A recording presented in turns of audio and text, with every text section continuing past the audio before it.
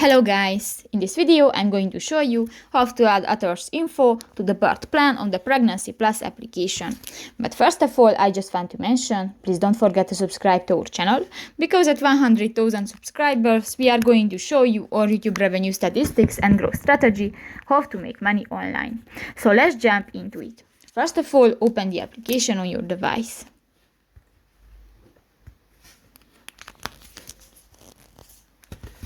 New, click the Me button next to the baby icon at the lower bar on the screen and click the Birth Plan button. In the Select Items section, you can find the last option, the author, and you can find here suggested or more items, but actually I don't have any author info to the birth plan.